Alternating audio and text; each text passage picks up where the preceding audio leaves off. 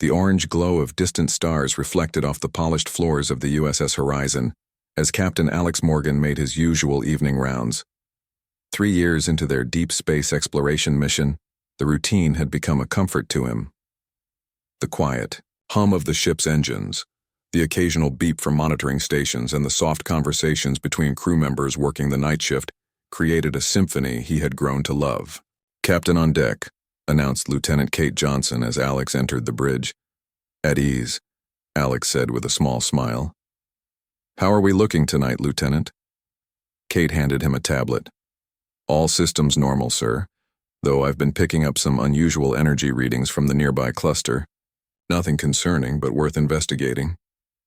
Alex nodded, scanning the information. The Horizon was the pride of Earth's fleet, equipped with the most advanced technology humans had developed. Its primary mission was peaceful exploration, but the vastness of space required certain precautions. The ship carried defensive capabilities that had, thankfully, never been needed. "Wake Commander Wright," Alex decided. "If there's something unusual out there, she'll want to see it." Within 20 minutes, Commander Samantha Wright arrived on the bridge, her eyes alert despite being woken from sleep. As the ship's lead science officer, unusual energy readings fell directly under her expertise. "It doesn't match anything in our database," she said, analyzing the data. "But it's structured, not random, definitely artificial." Alex rubbed his chin. "Natural phenomenon or intelligent life? Only one way to find out," Samantha replied, excitement creeping into her voice. The next 12 hours were a flurry of activity. The crew tracked the energy signature to its source, a sleek silver vessel approximately twice the size of the Horizon. First contact protocols were initiated immediately. Dr. Ethan Collins, the ship's medical officer, joined them on the bridge. "This is what we've been waiting for, isn't it? Proof we're not alone." "Let's not get ahead of ourselves," Alexei cautioned. "We follow procedure. Open communication channels, universal greeting, and maintain a safe distance." The alien ship responded almost immediately. Visual communication revealed beings that looked surprisingly similar to humans, though with silvery skin and eyes that seemed to shift between purple and blue. They called themselves the Vrasics. "We welcome peaceful exchange," the Vrasics leader said through the translation system. "It has been many cycles since we encountered a new species with spacefaring capabilities. Over the next few days, information was exchanged. The Vrasics claimed to be part of a vast civilization spanning multiple star systems. They expressed great interest in human culture and technology, particularly in the Horizon's fusion drive." Chief Engineer Paul Garcia was hesitant. "They're asking very specific questions about our engine capabilities, Captain. More than I'd expect for a cultural exchange." Alex shared his concerns, but diplomatic relations seemed to be progressing well. When the Vrasics requested a face-to-face meeting aboard the Horizon, he agreed, though with security precautions in place. "Something doesn't feel right," Kate said as she oversaw security arrangements for the meeting. "Their technology is clearly more advanced than ours. Why so much interest in our systems?" "Curiosity isn't suspicious," Communications Officer Olivia Martinez countered. "We'd do the same." The evening of the meeting arrived. The Horizon's main conference room was prepared for the diplomatic dinner. 5 Vrasics representatives transported aboard, bringing with them gifts and what they described as a ceremonial device, a glowing blue orb that they placed in the center of the table. "We share this light of friendship," the Vrasics leader, who called himself Zexmore, explained. "It symbolizes the illumination of understanding between species." The dinner began pleasantly enough. Conversation flowed, aided by translator devices. Alex noticed, however, that the Vrasics did not eat or drink anything offered. "Our digestive processes are different," Zexmore explained when questioned. "We absorb nutrients through our skin. This gathering is for exchange, not sustenance." As the night progressed, Alex grew increasingly uneasy. The Vrasics asked pointed questions about Earth's defenses, population centers, and resource capabilities. Each time he deflected politely, steering conversation back to cultural topics. During a discussion about music, the blue orb suddenly pulsed brightly. Before anyone could react, a high-pitched sound filled the room. Alex felt his muscles lock. Up he couldn't move, couldn't speak. Around him, his crew members collapsed one by one. Through increasingly blurry vision, he saw the Vrasics rise calmly from their seats, unaffected by whatever weapon they had deployed. Primitive nervous systems, Zexmore said, looking down at Alex's paralyzed form, so easily disrupted. Your ship will provide valuable resources to the Empire. Your crew will be studied. This is the way of things. The strong advance through the acquisition of the weak. Alex fought against the paralysis, managing only to twitch his fingers before darkness claimed him. Lieutenant Kate Johnson had not attended the dinner. As head of security, she had assigned herself to patrol duty, monitoring from outside. She was in a shielded maintenance corridor when the attack happened, running diagnostics on the backup defense systems. The first sign of trouble was when her communication link to the bridge went dead. The second was when all security alerts across the ship simultaneously activated and then shut down, something that should have been impossible without her authorization. Kate immediately tried to access the security camera feeds, but they were offline. Switching to emergency protocols, she made her way to a backup monitoring station in a rarely used storage area. From there, she managed to access limited visual feeds. What she saw turned her blood cold. Vrasics intruders were systematically moving through the ship, collecting unconscious crew members and placing them in strange pod-like containers. More Vrasics were at key control stations, interfacing their technology with the Horizon systems. The ship had been taken. Kate knew she couldn't take on the intruders alone. She needed help. According to the life sign scanner still functioning at her station, most of the crew was being gathered in the cargo bay. However, one human life sign remained active in the medical lab, Dr. Ethan Collins. Using maintenance, tunnels, and emergency passages, Kate made her way to the lab. She found Ethan slumped over his workstation, partially conscious. "Johnson?" He slurred as she shook him awake. "What happened?" "We're under attack," she whispered, pulling him to his feet. "The Vrasics. They've taken the ship and captured most of the crew." Ethan's eyes widened as awareness returned. "The ceremonial orb, it must have been a neural disruptor. I was testing a neural implant prototype when it activated. The shielding in my lab must have partially protected me." "Can you walk?"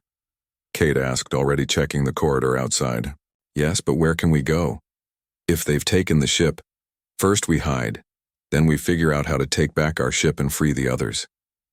As they moved through the maintenance tunnels, they caught glimpses of the Vrasics' operation. The aliens were methodical, cataloging ship systems and human prisoners with equal efficiency. From a ventilation shaft above the cargo bay, they watched in horror as Captain Morgan and the others were placed in stasis pods. Two Vrasic scientists discussed the humans as if they were laboratory specimens. "The neural patterns are simple but efficient," one said. "The captain's brain will provide useful information on their command structures." "And the ship?" asked the other. "Primitive in design, but the fusion technology has potential. With modification, it could power our harvesters for decades. The weapon systems are particularly interesting, brutally straightforward, but adaptable." Kate and Ethan retreated deeper into the ship's maintenance network. In a forgotten storage room, they established a temporary base. "They're taking us to their homeworld," Ethan said, having access to terminal to check their course. "We have maybe 3 weeks before we arrive, based on our current speed." Kate checked her weapon, standard issue but not nearly powerful enough. Against an entire ship of technologically superior aliens. 2 of us against all of them. Not great odds. Ethan's eyes lit up suddenly. Maybe not just 2. He pulled out a small device from his pocket, his experimental neural implant. This was designed to interface with the ship's AI for medical emergencies. If I can modify it, maybe we can establish a connection without the Vrasics knowing. Kate looked at the tiny device skeptically. "You think the ship's AI can help us fight back?" "Not directly," Ethan said, already working to modify the implant. "But the Horizon was designed with redundancies and subsystems even I don't fully understand. If we can access those without alerting the Vrasics, we might be able to turn this ship into a weapon against them." Kate finished, a small spark of hope igniting within her. Outside their hiding place, the USS Horizon continued its journey, through the stars, now on a course not of humanity's choosing. But deep within its walls, resistance was already taking form. The Vrasics had stolen their ship, but they had overlooked something crucial: the ingenuity and determination of its human crew. Kate and Ethan spent their first week in hiding developing a routine. They moved only through maintenance tunnels and unused corridors. They slept in shifts, ate sparingly from emergency rations stored in various supply closets, and most importantly, they watched the Vrasics. They're incredibly organized, Kate whispered as they observed a group of aliens working on the ship's communication array. From their hiding spot in a ventilation duct, they could see 3 Vrasics methodically disassembling and scanning each component. Like a hive mind, Ethan agreed. But they're not telepathic. Look how they still use devices to communicate. Kate had noticed this too. Each Vrasics wore a small silver device on what appeared to be their equivalent of a wrist. When they needed to share information, they would speak into these devices rather than directly to each other. Could be useful, she noted. If we can disrupt their communication, we might gain an advantage. Back in their makeshift base, a forgotten storage room that didn't appear on the ship's current schematics, Ethan continued working on his neural implant. The small device was originally designed to monitor brain activity in trauma patients, but he had been modifying it to directly interface with the ship's systems. Any progress? Kate asked, returning from a scouting mission with a few more ration packs and a medical kit she'd managed to retrieve from an unguarded supply room. Ethan looked up, dark circles under his eyes. Some. I've bypassed the main security protocols, but I'm trying to create a connection the Vrasics won't detect. Their scanning technology is impressive. On the 10th day, they had a breakthrough. Ethan activated the modified implant and felt an immediate connection to the ship's AI systems. I'm in, he whispered, eyes closed in concentration. The AI recognizes me as authorized personnel. Kate watched anxiously as Ethan communicated silently with the ship, his fingers occasionally twitching as if typing on an invisible keyboard. Good news, he said after disconnecting, is that the ship's core AI is still functioning independently of Vrasics control. They've accessed many systems but haven't discovered all the security partitions yet. And the bad news? The AI reports all senior crew members are in stasis pods. The Vrasics are systematically studying our technology and... He hesitated. They've already dissected some of the lower deck maintenance robots to understand our artificial intelligence capabilities. Kate's expression darkened. We need to move faster. Can the AI help us free the others? Not directly. The cargo bay where they're keeping the crew is heavily guarded, but the AI can give us access to systems the Vrasics don't know about yet. I'm calling it Ghost, since it's essentially invisible to them right now. Over the next days, they formulated a plan. Ghost provided them with the ship's new heading. They were indeed bound for the Vrasics' homeworld, still about 2 weeks, away at their current speed. It also gave them limited control over some auxiliary systems, including internal sensors that let them track Vrasics' movements. Kate discovered something interesting during one of her reconnaissance missions. She managed to record a conversation between 2 Vrasic scientists using a directional microphone salvaged from a damaged security station. Their planet shows signs of significant resource consumption, one Vrasic said. Typical of evolving species. They burn through their natural supplies without consideration for sustainability. Much like we once did, replied the other. Before the Great Expansion. Yes, and now we harvest what we need from lesser worlds. Their fusion technology is primitive, but adaptable. It will serve us well in the mining operations on the outer colonies. Kate brought this information back to Ethan. They're not just scientific explorers. They're an empire, systematically taking resources and technology from other species. That explains their interest in the horizon, Ethan said grimly. Our ship must represent a new resource stream for them. On the 15th day since the takeover, they made their first direct move. Using Ghost, they located Captain Morgan's stasis pod and determined that the Vrasics were periodically awakening crew members for questioning before returning them to stasis. If we can get to the captain during one of these interrogation sessions, we might be able to free him, Kate suggested. They planned carefully, using Ghost to track the movement patterns of the Vrassik's guards. When Captain Morgan was next scheduled for questioning, they positioned themselves in an adjacent corridor. The timing had to be perfect. As two Vrasik scientists escorted a groggy Captain Morgan from the cargo bay to an examination room, Ethan triggered a minor malfunction in a nearby power relay. When one of the guards went to investigate, Kate made her move. Using a hypo spray from the medical kit loaded with a mild sedative, she managed to subdue the remaining guard while Ethan pulled the disoriented captain into their escape route. Johnson, Collins? Alex Morgan's voice was weak from disuse. What's happening? No time now, sir, Kate whispered, helping him through the narrow maintenance corridor. We need to move before they realize you're missing. Back in their hideout, they gave the captain water and waited for the effects of the stasis to wear off. When he was finally alert, they explained everything. The Vrassik's occupation, their discovery about the alien empire's resource harvesting, and their communication with Ghost. Good work, both of you, the captain said, his voice stronger now. What's our status? Not good, sir, Kate admitted. The Vrassik's have control of all main systems. They've integrated their technology with ours in ways we still don't fully understand. We're outnumbered about 20-1. Alex nodded grimly. Any word from Earth? Any chance of rescue? Ethan shook his head. The Vrassik's destroyed our long-range communication array first thing. They replaced it with their own technology. We're on our own, sir. The captain was silent for a moment, processing this information. Then we take back our ship, he said simply. Who's next in the interrogation rotation? Ghost provided the answer. Commander Samantha Wright was scheduled for questioning in 2 days. She's our best chance of understanding what they've done to our systems, Alex said. We get her next, then we start working on a way to free the others. Over the next week, they managed to rescue 4 more crew members: Commander Wright, Chief, Engineer Paul Garcia, Communications Officer Olivia Martinez, and Navigation Specialist Ryan Peters.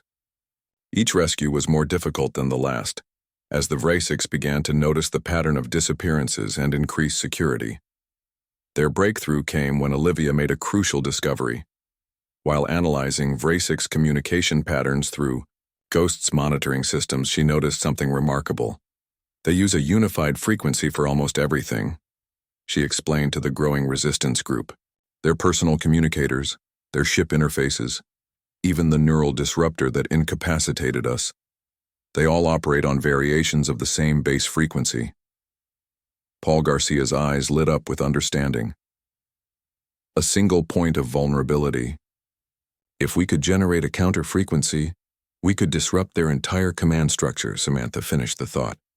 But we'd need access to the ship's main communication array, which they've completely overhauled. Maybe not, Ethan said thoughtfully. The Horizon's fusion drive creates specific electromagnetic pulses as a byproduct. If we could modify those pulses to match this counter-frequency, we could turn the entire ship into a disruption device, Paul said, growing excited. But I'd need access to the engine control systems. Captain Morgan looked at his small but growing crew. That's our next objective then. Ghost can help us map their patrol patterns around engineering. We'll need a distraction. For the first time since the Vrassik's had taken their ship, the humans had a real plan, not just for survival but for retaking control. As they gathered around a makeshift diagram of the ship, plotting their approach to the engine room, Kate felt something she hadn't experienced in weeks. Hope. The Vrassik's scientist Zextral was meanwhile making his own discovery in the weapons control room. After days of testing, he had finally managed to interface his technology with the human targeting systems. He didn't notice the subtle errors that appeared in the calibration matrix, errors introduced by Ghost at Kate's request. Errors that would become crucial when the humans made their move. The plan to access the engine room required perfect timing and coordination. Captain Morgan gathered his small team in their hidden base, now equipped with salvaged communication devices and makeshift weapons. We have one chance at this, he said quietly. If we fail, the Vrassik's will know we're organized in hunting down every last one of us. Paul Garcia studied the holographic display Ghost had provided, showing the engine room layout and Vrasic's patrol patterns. The main control console is our target. I need just 10 minutes to make the necessary modifications. 10 minutes is a lifetime under these circumstances, Kate pointed out. We need a major distraction. Samantha Wright had been quiet, but now she spoke up. What about the environmental systems? Ghost, can you access atmosphere control for specific sections? The AI's response appeared as text on Ethan's modified tablet. Limited access available. Detection risk moderate. We could create a false atmospheric leak, Samantha suggested. Not enough to cause actual damage, but enough to trigger their emergency protocols. Captain Morgan nodded slowly. That might work. Ghost, what sections are furthest from engineering that you can still access? After reviewing the options, they settled on creating a series of small atmospheric disturbances in the crew quarters, which the Vrasics had repurposed for their own use. The disturbances wouldn't be dangerous, but would trigger alarms and force many Vrasics to respond. Ryan Peters, the navigation specialist, raised another concern. Even with a distraction, we still need to get past the guards at engineering. They won't all respond to the alarm. I've been working on that, Ethan said, producing several small devices. Modified neural disruptors, based on my observations of their technology. These should temporarily incapacitate any Vrasics within 3 meters, but they're one use only, and I only have 4. The next day, they put their plan into action. Ghost initiated the atmospheric disturbances right as the Vrasic shift change occurred, maximizing confusion. Alarms blared throughout the ship, and the team watched through hacked security feeds as Vrasic's personnel rushed to respond. Now, Captain Morgan ordered. Kate and Ryan moved first, using the maintenance tunnels to approach engineering from below. When they encountered 2 Vrasic's guards, Kate deployed one of Ethan's disruptors. The device emitted a high-pitched pulse, and the aliens immediately collapsed, their silver skin turning a dull gray as their neural functions temporarily shut down. Engineering entrance secure, Kate reported through their comlink. 2 guards down. Captain Morgan and Paul moved in next, while Samantha, Ethan, and Olivia remained at their hidden base, coordinating through Ghost. Inside engineering, 3 more Vrasics were working at various stations. Ryan deployed another disruptor, taking down 2 of them, while Kate used a stunning blow to incapacitate the third. Clear, she announced. Paul, you have your 10 minutes. The chief engineer moved quickly to the main console. The Vrasics have modified our systems extensively, he muttered as his fingers flew over the controls. But the basic fusion architecture is still there. Captain Morgan stood guard at the door. Ghost reports security teams are finishing their inspection of the crew quarters. We have maybe 5 minutes before they realize it was a false alarm. Paul nodded without looking up. I've isolated the EM pulse generator. Now I need to recalibrate it to match the counter frequency Olivia identified. His face was tense with concentration as he worked. 3 minutes, the captain warned. Almost there, Paul replied, sweat beading on his forehead. The system is fighting me. The Vrasics installed some kind of adaptive security. Kate moved to the secondary console. Ghost, can you help us bypass it? The AI's response appeared on her screen. Attempting bypass, caution. This will alert Vrasic systems to my presence. Do it, Captain Morgan ordered. We won't get another chance. Ghost initiated the bypass, and for a moment the console froze. Then the screens flickered and access was granted. I'm in, Paul exclaimed, modifying the pulse frequency now. On the main deck, the Vrasic's commander received an alert about an unauthorized access in engineering. He immediately ordered all available security teams to respond, but it was already too late. Modification complete, Paul announced, backing away from the console. Now we need to create a connection to the communication array to amplify the signal. No time for that now, Captain Morgan said tersely. Security teams are converging on our position. We need to withdraw. They retreated the way they had come, barely making it back into the maintenance tunnels before Vrasic security flooded engineering. Back at their hidden base, the mood was mixed.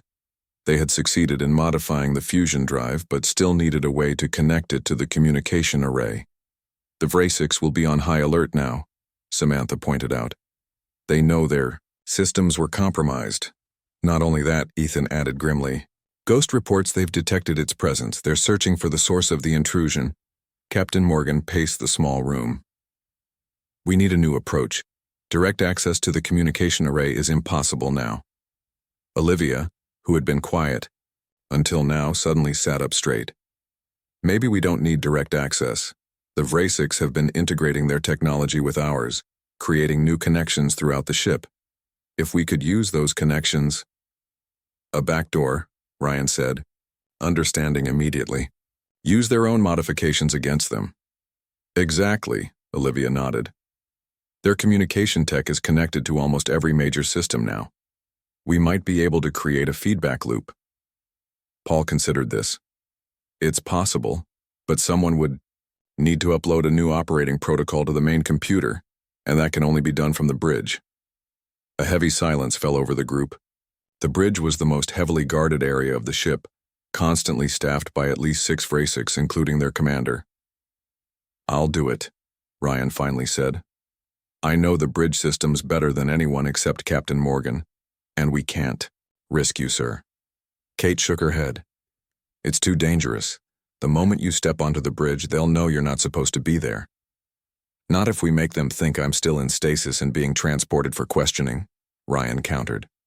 Ghost has been tracking their interrogation patterns. They're working through the navigation team now, trying to understand how we chart safe courses through space. It was a desperate plan, but they had no alternatives. Over the next 2 days, they prepared meticulously. Using salvaged Vrasics technology and materials, they created a passable replica of a stasis pod transport gurney. Ryan would lie on it, pretending to be semi-conscious, while Ghost created false transport orders in the Vrasics system. The day of the attempt, they gathered one last time.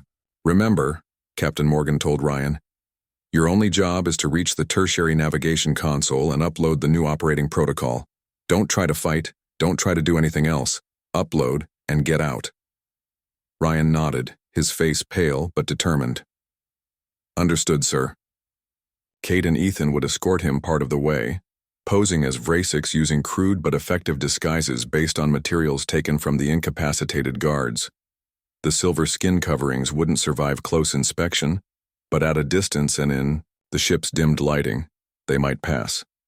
The journey to the bridge went smoothly at first.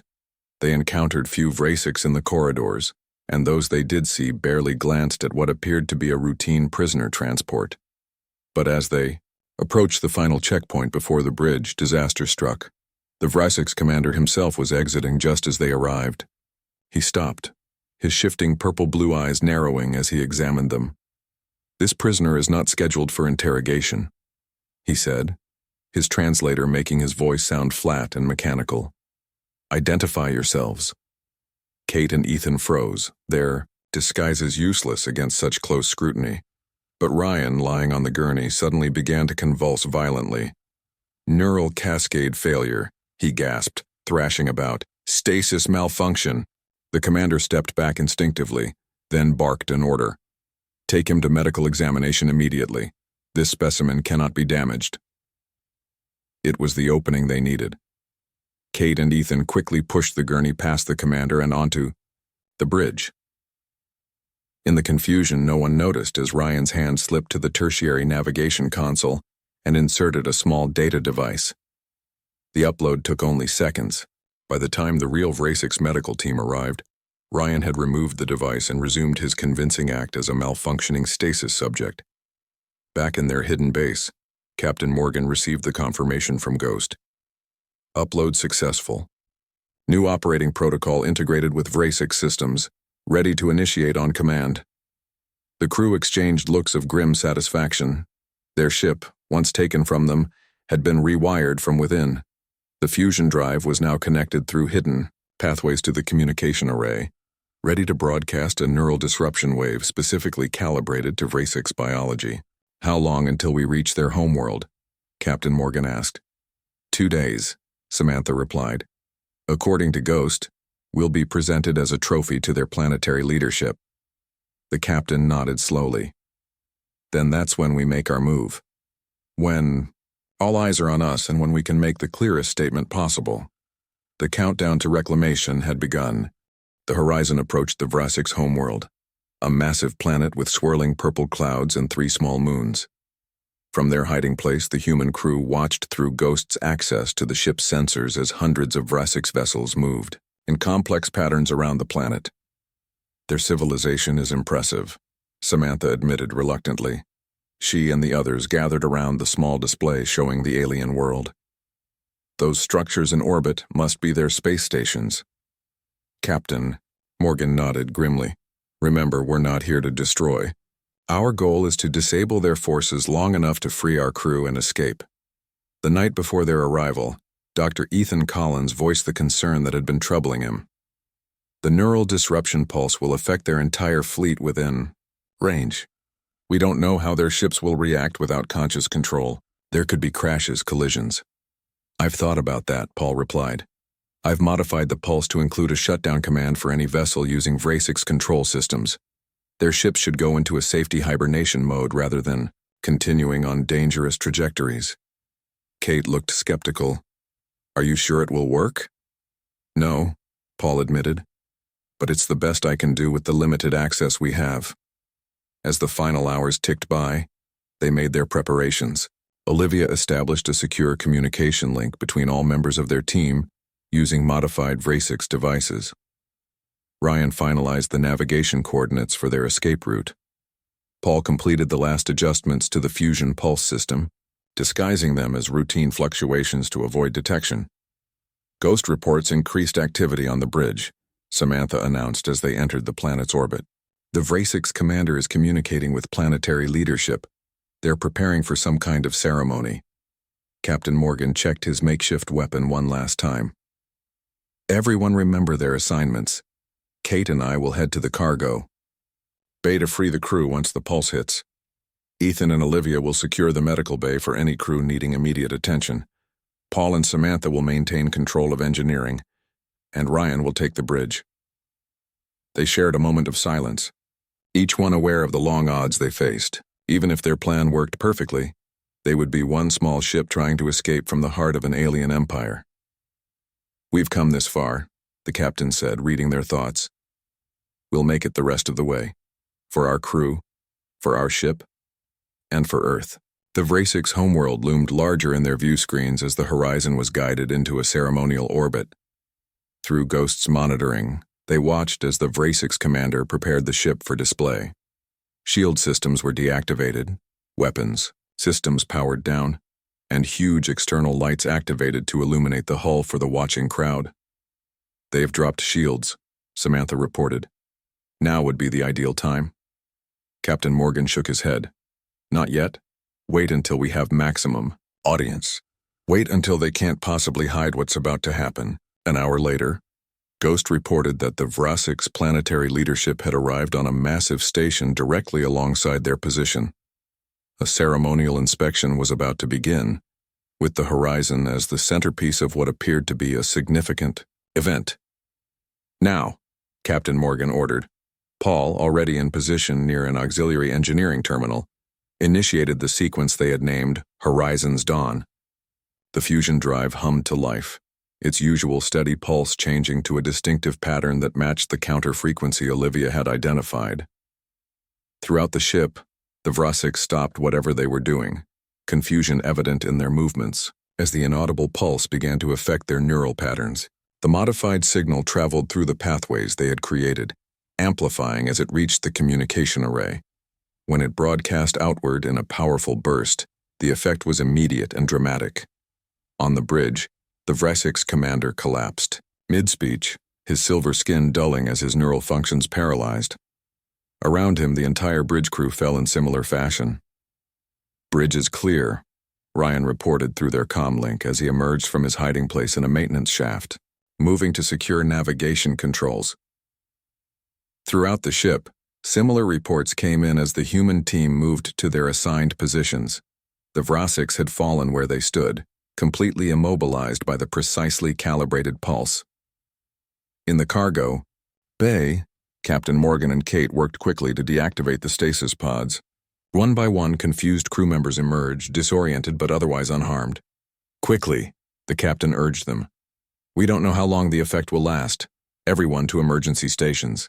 Through the viewports, they could see the pulse's effect, spreading to nearby vessels. The Vrasik ships drifted, their controlled formations breaking apart as their crews lost consciousness. Just as Paul had hoped, most vessels activated emergency protocols, their engines shutting down to prevent collisions. On the main station where the Vrasik's leadership had gathered, the same scene played out. Through Ghost's connection to external cameras, they watched as hundreds of Vrasik's dignitaries collapsed during the middle of the ceremony. "We have control of all essential systems," Ryan reported from the bridge. "But there's a problem. The Vrasiks installed some kind of dimensional phase drive alongside our original engines. I don't understand how to operate it."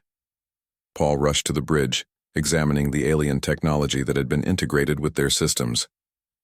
"This is decades beyond our technology," he said, his voice filled with both concern and fascination. "It's designed to bend space rather than travel through it. Can we use our regular engines?" Captain Morgan asked, joining them as the freed crew members took up their old positions throughout the ship. "Yes, but not at full capacity. The systems are too integrated now." Paul studied the controls further. "Wait, the Vrasik's translation program is still running. Let me see if I can understand these commands." After several tense minutes, Paul looked up with a mixture of surprise and excitement. "Captain, this phase drive doesn't just make the ship faster. It can create a dimensional bubble around us, essentially taking us out of normal space temporarily. Can you make it work?" Paul nodded slowly. "I think so, but I have no idea where it might take us." On the main view screen, they could see Vrasik security vessels from the outer system beginning to move toward their position. The neural disruption pulse had limited range, and ships from the edges of the system were beginning to respond to the emergency. "We're out of time," Captain Morgan decided. "Prepare for immediate departure. All hands secure for unknown spatial distortion." As the crew strapped into their stations, Paul activated the phase drive. The ship hummed with a new vibration as the alien technology engaged. Outside, space itself seemed to ripple around the horizon. "It's working," Paul said, his voice tight with concentration. "Creating a dimensional bubble now." Before the approaching Vrasik's vessels could reach them, the horizon vanished in a flash of blue-white light, leaving behind only confused aliens and a powerful message. Humanity would not be easy prey. The ship re-emerged from the dimensional bubble. They found themselves over 20 light-years from the Vrasik's homeworld. The journey had taken mere minutes instead of years. "Status report," Captain Morgan ordered, recovering from the disorienting transition. "All systems functional," Samantha replied, checking her readings. "The phase drive is stable but cooling down. We won't be able to use it again for at least 12 hours. "The Vrasik's technology actually works with our systems better than expected," Paul added. "This ship is now capable of things we never imagined." Kate, looking at the tactical display, smiled grimly. "They thought they were turning our ship into their trophy. Instead, we turned it into the most advanced vessel humans have ever controlled." "Captain." Morgan moved to the center of the bridge, looking at his reunited crew.